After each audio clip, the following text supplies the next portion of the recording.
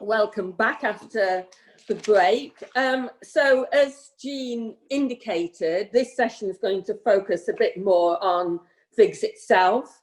And we're going to begin with a presentation, firstly by our interim chair, John Benington, who I have to thank for the fact that he returned to us in the middle of the year to step into the breach while we, a group of trustees, went out and we recruited a new chair. So thank you very much, John, for doing that for us. And also, I'm delighted to be the first person to introduce you to David Lewis, who's the new chair, who's going to join John in this presentation. So over to you two. Thank you very much, Cynthia.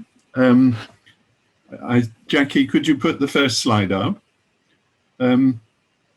This first slide is just to make it clear that I am speaking on behalf of a group of 11 trustees who meet regularly to take responsibility for this Friends of Ibba Girls' School, both as a charity and as a company limited by guarantee. We're not going to go down and introduce all of them today, but I do want to give a special shout out of thanks to Martina Younger, who has decided that she needs to retire as a trustee, but has been tireless in the background in her fundraising for Ibba Girls' School, and we'll hear more from her later. Secondly, I'd like to highlight the work of Dame Rosalind Marsden. Rosalind, I think, may be with us today, or maybe in Khartoum when she's very, very actively involved in the peace process in Sudan. She's a former British ambassador to Sudan, and before that to Afghanistan, and then was the European Union Special Envoy for South Sudan. So she has enormous experience and knowledge and shares that with us very generously, but she may be actually in Khartoum at this very minute. So may I move on and say, slide 2, please, Jackie, that I think the last year, 2020, since our last annual supporters meeting, has been the toughest year that I have known in our long journey of support for South Sudan. And I think it's partly because there are seismic, systemic, tectonic, global changes facing the world and Africa as well as the West. In South Sudan, people are talking about this as plagues of biblical proportions. So they've had a year of continued conflict, violence, corruption, but also desertification, flooding, indeed a plague of locusts, and massive growth of hunger, poverty, malaria, and then COVID, and mass displacement and exodus of people. And many of them feel that this has reached the depths of desperation and despair. Many people, outside commentators, are seeing South Sudan as the most demanding, the most difficult, and the most dangerous country in the world. A terrible reputation to have, but a reputation that they're determined to change. And then I think the curious thing is that in Britain, we, over this past year, have had a taste of something a bit similar. We've seen the breakdown of a number of traditional relationships, both within the United Kingdom, relationships with Europe, with America, with Australia, and so on. And some of the same sorts of uncertainties and insecurities and divisions, a bit of the distrust in government, in the law, in truth, and a great opening of division in the country, with a number of people experiencing job loss, poverty, and so on and so on. So there's a sort of really tough year that we've been through together, but it has led some people to turn inward into depression, anxiety, and despair, but others to turn outwards and reach out. Now, the next slide, please. It's been a particularly tough year for figs because in the middle of the year, it became clear that we were running out of cash and that there had been, over a period of time, a drop in donations and in income to figs. And some very, very difficult decisions were made by the trustees, leading to the redundancy of our chief executive, Mark Simmons, the resignation to go on to another job of Heidi McCafferty, and a sudden loss of all our staff, apart from good Jonathan Martin, who's here today, who remained working for Acorn fundraising, commissioned by us for 2 days a week. And trustees had to face the fact that we were back to square one, an organisation led almost entirely by volunteers. Our external examiner, who's with us today, Chris West, met with me several times and said, look, you really have to analyse risks and demonstrate that you as trustees are really taking serious responsibility for whether or not you can continue as a going concern. So as I stepped back in as chair on a temporary basis, our first meeting in August had to begin to consider that. And Rosalind and Julia Sanders helped to develop a risk register with a traffic light system of red, amber and green. And we met and seriously considered the options, which included the closure of figs, and indeed that would probably lead to the closure of Ibba Girls' School, because we remain by far the majority funder, about 90%. Certainly had to consider and implemented the dramatic or drastic cutting of costs in the UK by 25%, and a reduction in our annual grant to IGBS for that same amount. Now, I wonder if we could turn to the third slide, because having considered those options and seriously discussed their implications, I was proud to be present and chairing a meeting of the trustees in September. We were meeting monthly. We have been meeting monthly by Zoom, when people said, look, we cannot consider that consequence, because the consequence is not just that a project will be left incomplete, but it will disrupt the life opportunities of these young marginalized women in South Sudan who have got a taste for education and have started their education, and actually we will be disrupting their whole future prospects. So we made a decision as a group of trustees, although we didn't know where the money was going to come from, we did not know where peace was going to come from, but we would step out in faith again, as we had done in 2011, just with Bridget's dream to inspire us, and we would recommit ourselves somehow, by hook or by crook, to raising the funding to complete the founding vision for the school, and then to look at the ways in which we could continue to support it in the longer term. And what that has done has led us to concentrate our minds very self-critically on our strategy for the future and whether we are properly equipped to carry out that future.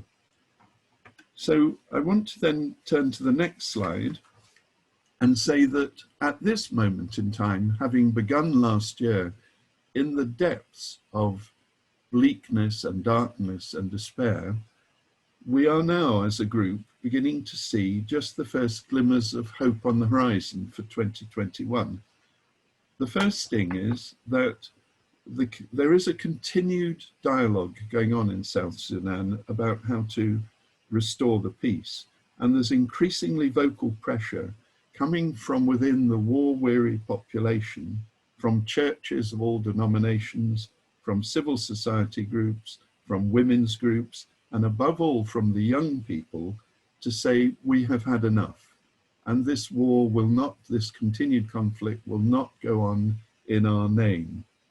And there are growing voices for a process of truth and justice and reconciliation to be carried out, just as has been brokered in the north, in Khartoum.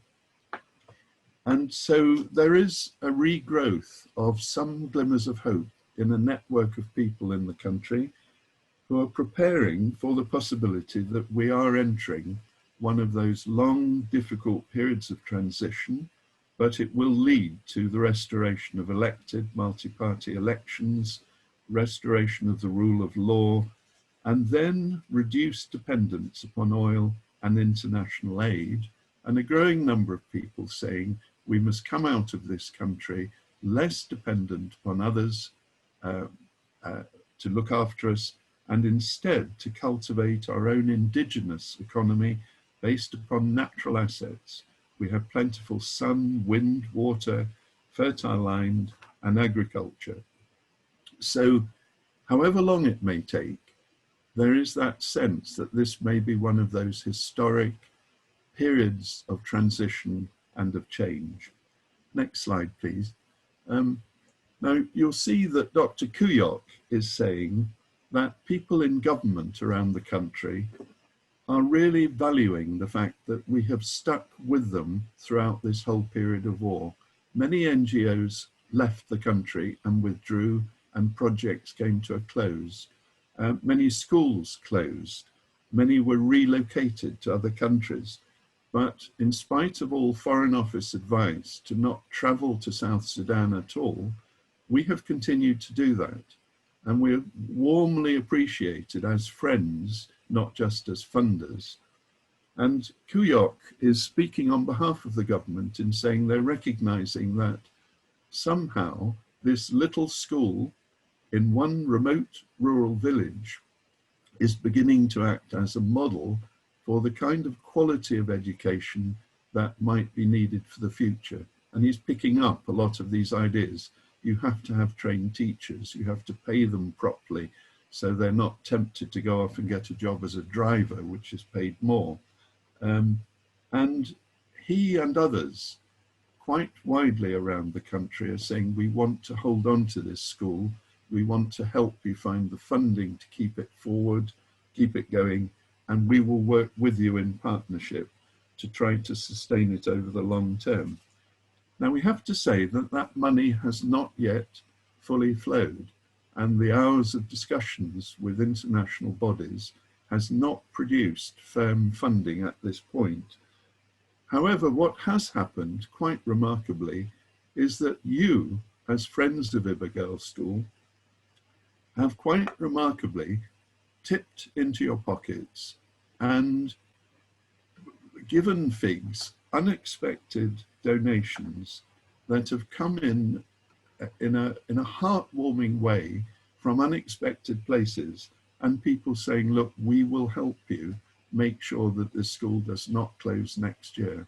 And as it stands at the moment, Gary will report in a few moments, the school we do have enough funding to keep the school open for most of 2021. And really what we're looking for is how to bridge the transition across and find the longest term streams of funding to sustain it for the long term. The challenge is still enormous. We still have to raise £500,000 to complete the project that we set ourselves by 2023 of 360 girls. Now, this is the point, of course, to introduce our new chair. May we have the next slide, please, Jackie? And this is a picture of David Lewis, who, after a process of national search and an extraordinary selection process that would have actually eliminated most people, has wonderfully accepted to come in and lead FIGS through the next stage of its journey through what feels like a long period of time in the wilderness. Is he the Joe Biden, who's the steady pair of hands to lead us forward? Is he the Moses who leads through the desert towards the promised land? He quotes Martin Luther King very regularly, but we've noted that Martin Luther King did not live to see his dreams, so we're not following that down. So Dave, next slide, please. We're delighted to hand over the baton to you. In this meeting, we're just going to introduce you and invite you to prove that you're alive and not an avatar. But we're then going to ask you to lead the next session, one of the workshops where you'll be inviting people to help you think through how to develop the strategy for this next stage through the wilderness. And then in the final session, we will hand over to him the badges of office and he will take over as chair. Now, I just want to make it clear, the baton we're handing over to David is not a police baton. It's the baton of a marathon runner, and we want to make sure the baton is not dropped and that the race continues. Until very recently, Dave has been Deputy Chief Constable for Dorset, Devon and Cornwall, and he's got 30 years, therefore, of leadership experience both at the front line and on the beat. He's had responsibility for dealing with drugs, murder, forensics, ethics, modern slavery, human trafficking, domestic abuse, and mental health. As important as that, although that is a wonderful wealth of experience to draw upon, his colleagues say that he shows considerable grace when under pressure. And I think that's going to be a set of skills that are really worthwhile. Dave also has great experience, leadership experience in the voluntary sector. He was chair of the Methodist Relief and Development Fund over a 4-year period and helped its transition to being a more modern, more nimble organisation called All We Can. He's been the chair and facilitator with the Windsor Leadership Trust, and he's an elected member of the council of his own church. As interestingly to some of you, he's also non-executive member of the England and Wales Cricket Board Regulatory Committee and an active fan of Reading Football Club, Bath Rugby Football Club and Sussex County Cricket Club. When he goes to Ibba, he will find that they know quite as much about the football teams in England as we do, but I'm not sure that Reading FC is one of the ones that features. Next slide, please. People who've been to FIGS in the past have always liked some of them to take away a bit of jargon, and I just want to say that we can talk about what liminal means later if you wish, but Dave brings a strong values-based approach to leadership.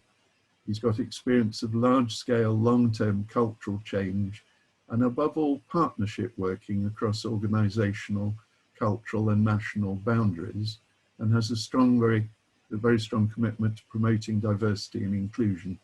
So we're looking to him as the leader who, knowing the challenges, is going to take on the responsibility for this next stage in our journey.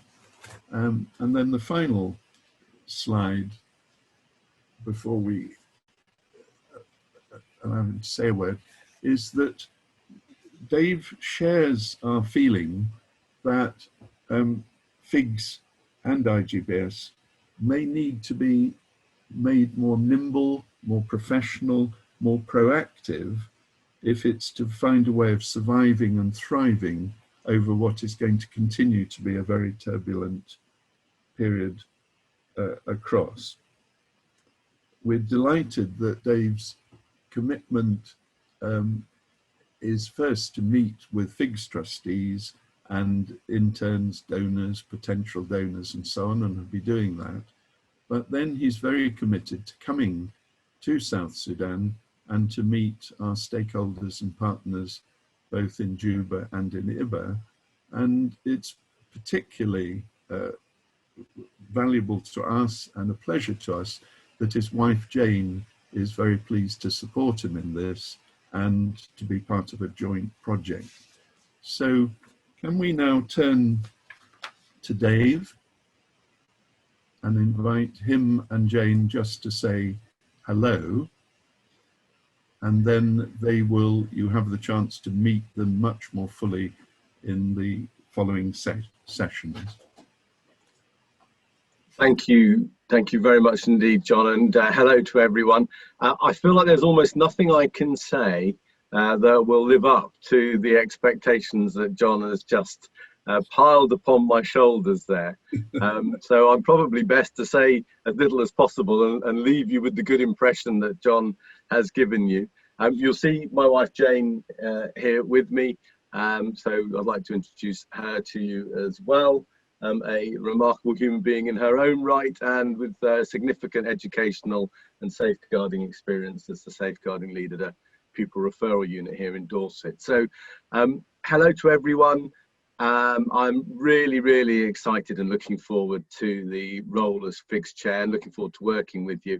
And from me, a big thank you to you all for your tremendous support and for everything that you've done to promote and enable Ibba Girls Boarding School and the successes that you've heard about today that it's achieved. So a big thank you from me, and I'm looking forward to working with you.